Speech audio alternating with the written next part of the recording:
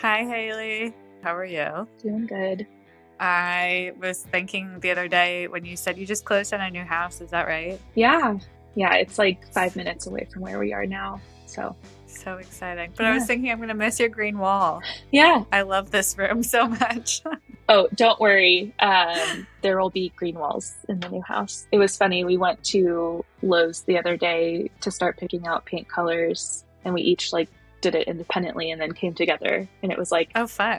the exact same colors in our house right now. So, No way. yeah. I I shudder to think what would happen if I did that with my boyfriend. Um, Yeah. It's a fun experiment.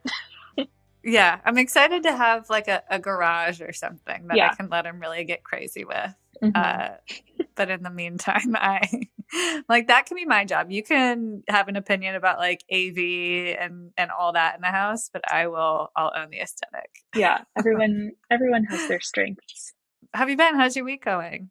I feel like I've been in the weeds for a while with engineering. Hmm. So I'm happy to be starting some like research phases for new projects. That's always my favorite part is the blue sky implementation be damned. Hmm. Like Hmm. what should we be working on phases? So Yeah. that's fun. Today's historical event has to do with a lot of like legal jargon that Oh, I I researched it. oh my gosh. Okay. Well, you're one step ahead of me. I Yeah. finished my last podcast 5 minutes ago. Oh So no. Okay. maybe I will depend on you to be an expert, Okay, we'll but see. let's get into it. This week, April 27th, 1995, the Justice Department sued to block Microsoft's purchase of Intuit, who were the makers of Quicken financial software. They said that the deal could lead to higher software prices and diminish innovation. So essentially, that's like antitrust, Hmm. right? I listened to that day in the ninth grade civics. Yeah.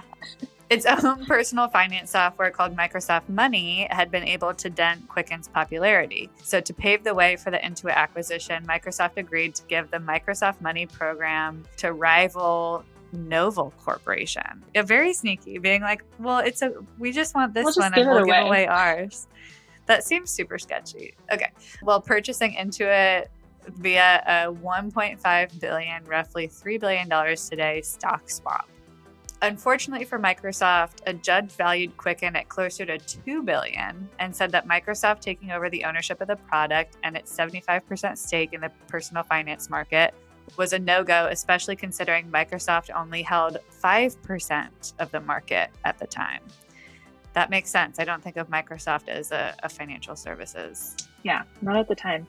This ultimately led to stricter scrutiny by antitrust regulators and helping to shape future mergers by establishing precedent.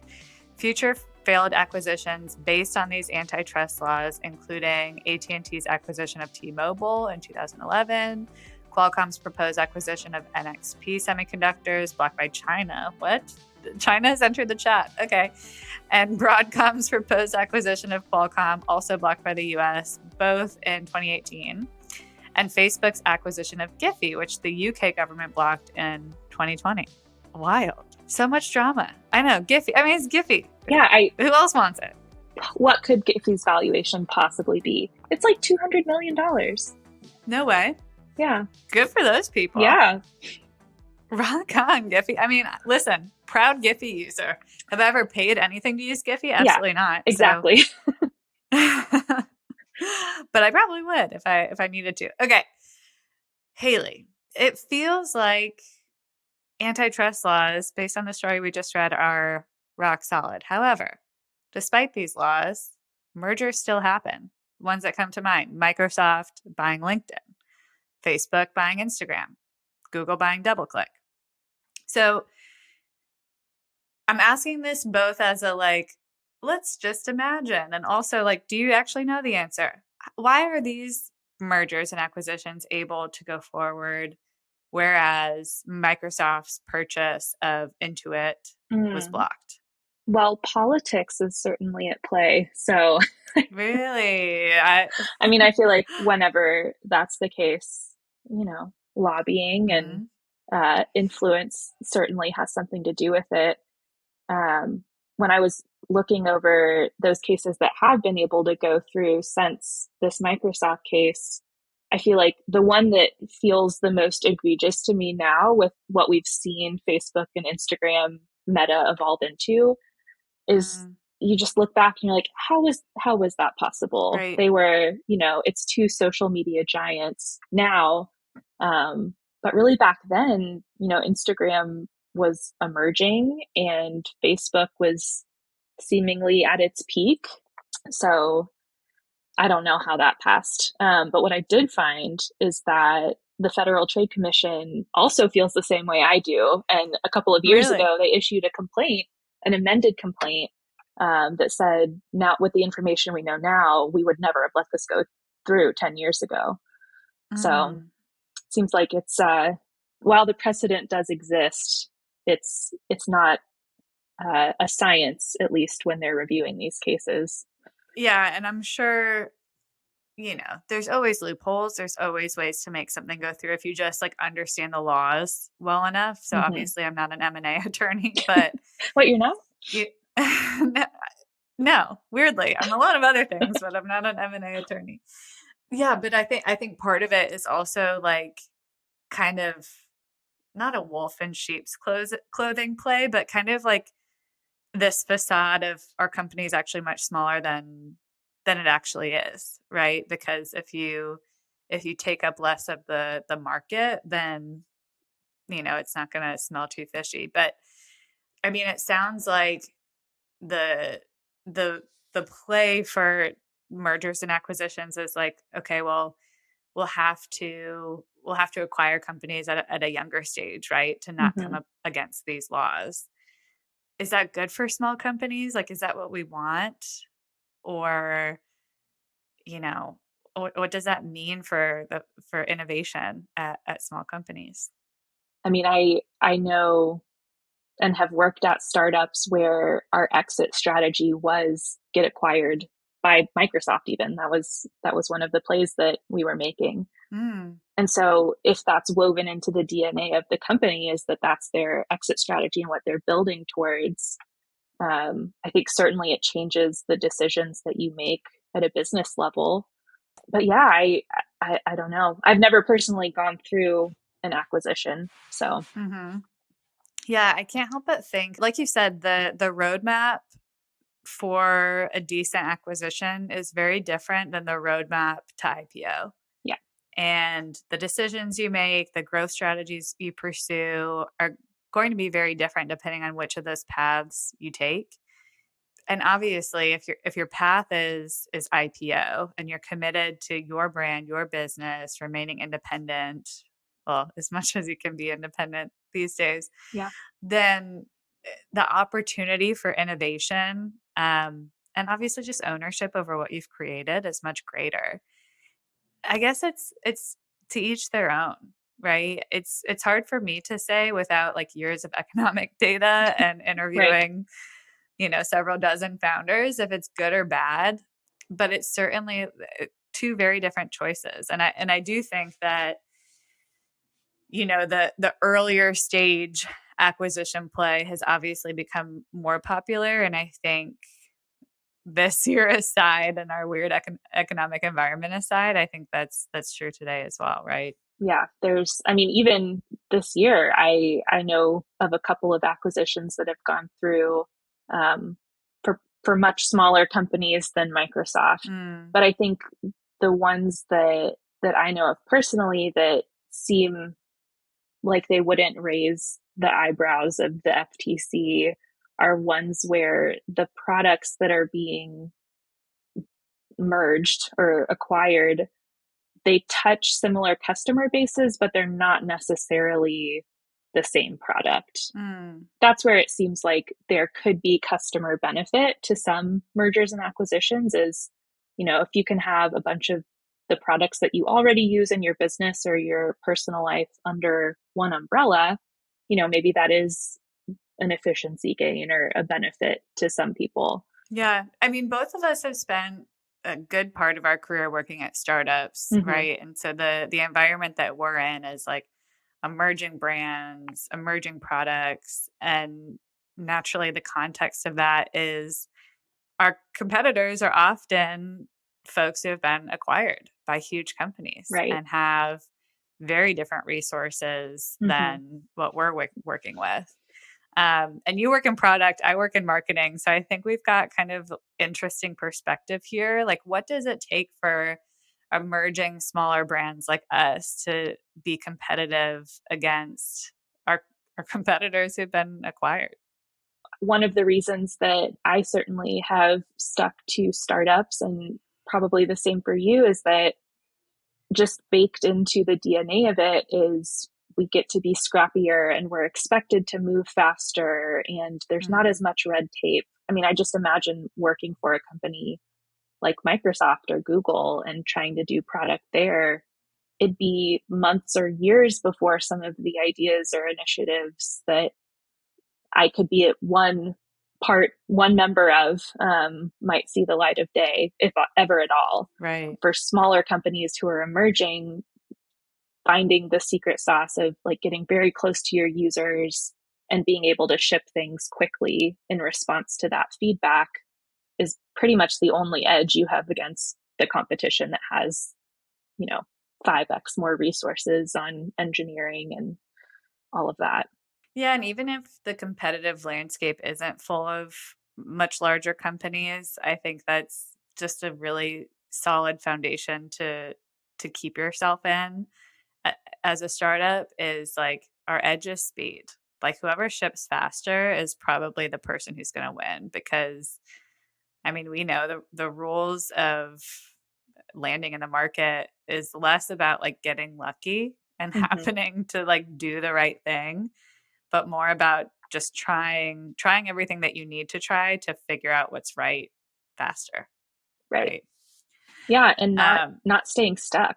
I mean, for our business yeah. specifically, the hiring landscape changes super fast. And so the Hmm. products we built last year are not the same products we're talking about building this year. So, yeah, being able to move fast is huge. And you're totally right that I mean, I talk to my friends who are at FANG companies or, you know, other massive corporations and their job is so specific. It's like we might have the same title, but they're like, literally all I do is optimize subject line copy. Like that's what I do. And it's like how, yeah, things just inevitably move slower when that's kind of the structure that you're working with. I'm happy that my winding path brought me to startups instead of that life because I think I would get very impatient. Yeah, absolutely. Okay, so consequences aside, let's assume that the FTC doesn't exist. Which companies do you wish would just merge to make our lives easier? This one, I had to think about quite a bit, and we had a heated debate in my household about it. I feel like what would be so nice for me personally, maybe not the rest of the world, but if TikTok and Pinterest were the same application or had the same Whoa. functionality, like, I'm in the middle of a house renovation and I used both of those platforms for like all of my recipe planning. And I love the ability to organize all of that and categorize it in Yeah. Pinterest. And I don't get to do that in TikTok. So maybe that's just if anyone from TikTok is listening, there's a feature suggestion for you. Or Um, Pinterest, right? Let's get on right. short But form they're, videos. two massive content engines.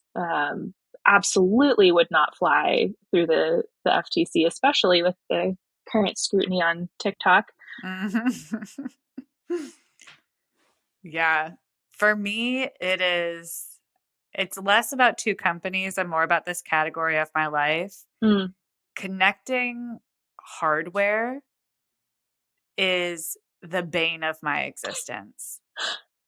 I know you've done that recently. That's why I'm wearing headphones to like my 2008 headphones I still use because I cannot get my AirPods to connect to my laptop and those are from the same company but like Oh, wow. my Sonos system in the house, Mm, my hmm Nest system in the house and my Wi-Fi like it's all different and I just wish there was one company hmm that, made sure that it all worked together and made setup just a little bit easier. Oh, that would be nice. Because then you get down the rabbit hole. Like the other day, we played music through Spotify onto our Sonos, and it happened on both of our phones. No matter what we did, we'd click a playlist and it would play the first 3 songs and then just stop. And we're like, is this a Spotify bug? Is it a Sonos bug? Is it a bug with the API? Like, and whose side of the API? Like, it becomes impossible as a consumer to like bug fix on your own. And that's even considering you come from a place where you are acquainted with the concept of bug fixing and what an API is. So right. for the average user, yeah, that has to be impossible. Oh my gosh, there was another one. Wi-Fi providers. Yes. This is maybe it's actually the opposite of merging, but I just feel like there is zero pressure to do it right. Oh yeah. We have Google Fiber, and once a month I have a whole day with no internet. And I'm like, it's 2023. This is like a basic utility. What is that called when, it's the opposite of competition. Well, I guess it kind of is. Like if there's a lack of competition, they have no need to provide an excellent service. Right. But you think about like what it takes to compete in the internet space. At least in Nashville, we've got 2 internet providers, right? We've got AT&T and Comcast, and I think those are different. But it's so much infrastructure that you have to be either crazy or Google to do something that competes. And so... Yeah, that's true. The infrastructure startup cost is just impossible. It absolutely astronomical, unless you're like building a hyper localized network just for like East Nashville or something. My backup answer to that was going to be, okay, imagine a world where every show and movie that you want to watch is just available to you for one price through one provider on your TV. And then I was like, oh, I've just described cable television. We are moving backwards. But is it cable television? Like, can you go back and search? Well, I mean, at least cable TV what was it? It's so long since I've had cable. I'm forgetting the words even when you got to like TiVo or record shows. Yeah. But yeah, I mean, the news yesterday about HBO Max coming out with their new tiered pricing plan. I'm like, I'm not going to not watch the show I want to watch, but this is just getting ridiculous. So, because it does, like, it's such a silly thing to disdain, right? But I hate sitting down on the couch and being like, I think I wanted to watch this show. I have no idea what it's on. I could just pick up my phone and search, but instead I'm already here. The remote's in my hand. I'm just going to go to every single provider and see if it's on the homepage. And it takes like 20 minutes. So I'm with you. That's a good one. Haley, how fun. I trust that neither of us will be leaving our jobs anytime soon to become M&A attorneys, but hard pass. Who knows? Hard pass. Yeah, this was not the entree that I thought it would be. So kudos to everybody who does this for a living. Seems real hard. And thank you for making sure that we have some competition, because that is why we get to exist and do what we do. So thanks for listening to the Frontier Podcast powered by Gun.io. We drop 2 episodes per week, so if you like this episode, be sure to subscribe on your platform of choice and come hang out with us again next week and bring all your internet friends. If you have questions or recommendations, just shoot us a Twitter DM at The Frontier Pod, and we'll see you next week.